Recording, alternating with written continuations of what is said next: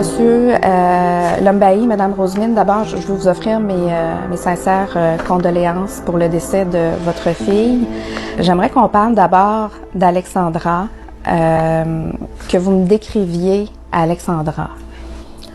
C'était une personne de nature très calme. Tu vas la voir réservée si tu la connais pas. Mais dès que tu la connais, elle s'ouvre à toi. Elle te parlait, voilà, c'est une personne tellement généreuse. C'était, en fait, comme je veux dire, une belle âme. C'est pas parce que c'est moi qui l'ai accouchée. C'était une petite qui avait du cœur. Pourquoi le Canada? Pourquoi elle a choisi de venir étudier ici, à Trois-Rivières même? Les choix du Canada étaient à Alexandra elle-même. C'était pour elle comme un rêve. Elle rêvait du Canada. Si vous voyez dans la suite, dans ses carnets personnels, c'est qu'elle écrivait ce que je vais acheter une maison au Canada, je vais acheter une voiture au Canada, je vais apprendre à conduire, je vais avoir mon permis de conduire, je vais acheter ma voiture de la couleur noire ou blanche. Elle rêvait au fait de vivre au Canada. Et quand vous dites dans ses carnets, c'est des carnets qu'elle avait ici? Oui, c'est le carnet que la police nous a remis. OK, qui était dans sa chambre, là, comme un journal intime. Un journal, voilà, Okay. son bloc. Oui. Okay. Elle écrivait ses prières, ses rêves, ses histoires, tout. Elle écrivait en fait tout son vrai elle, où elle s'est retrouvée seule avec elle-même. De bout en bout, c'est des prédications, c'est des prières, c'est des rêves de sa vie, c'est des réflexions appelant les jeunes à croire en Dieu, à être honnêtes. Quelles sont vos attentes? En priorité, et par-dessus tout, c'est élucider les circonstances dans lesquelles notre enfant a trouvé la mort. Ça passe par-dessus tout. Élucider ces circonstances tout en respectant les règles, c'est-à-dire par la voie de la justice. Pour nous, il faut qu'on rende la justice pour Alexandra. Pour cet objectif-là, on est prêt à tout laisser pour que ça s'accomplisse. Ça veut dire quoi, tout laisser pour vous? Tout laisser, c'est-à-dire s'il faut abandonner nos activités, s'il faut aller frapper toutes les portes, s'il faut pousser plus loin les enquêtes, s'il faut intervenir sur le plan de droit, on le fera. On n'est pas en train de fustiger la police canadienne. Non. Dans les circonstances actuelles, la police est notre allié, notre partenaire. Parce que c'est à travers eux qu'on ira à la recherche de la vérité. C'est à travers eux qu'on ira à la recherche de la justice. La justice canadienne, c'est sur elle qu'on compte. Ouais. On ne peut que travailler en collaboration. Est-ce que il se pourrait que Alexandra ait été désespérée?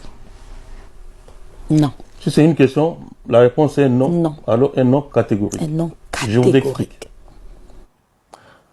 Je parlais avec Alexandra lundi. Lundi.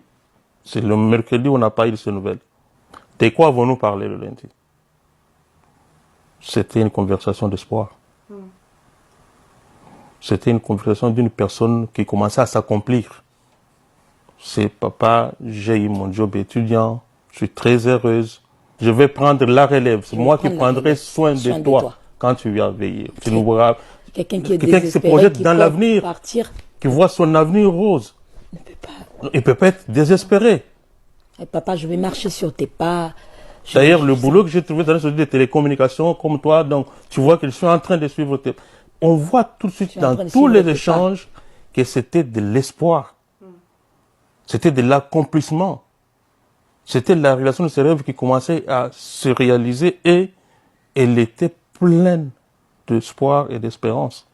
On ne peut pas aujourd'hui, en tout cas pour rien au monde, nous convaincre que elle était désespérée, elle s'est suicidée ou elle a voulu s'éloigner de la famille et un accident l'a rencontrée. Non. Cette hypothèse-là n'est même pas envisagée. Sauf si quelqu'un détient des éléments contraires et peut nous les montrer.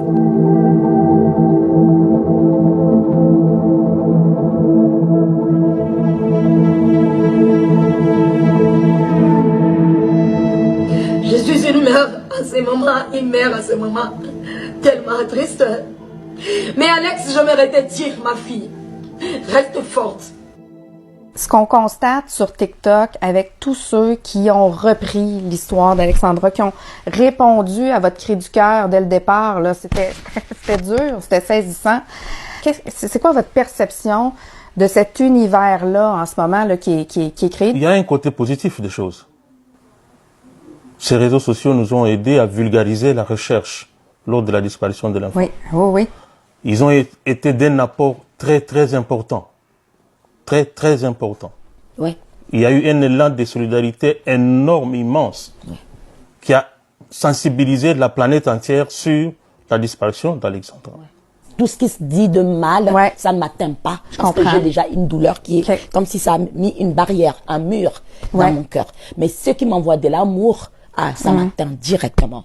Directement, voilà, directement. Et je suis avec eux. Et comme on dit, on veut la justice pour notre fille, mais dans la justice dans la justice. Pas la justice dans l'injustice.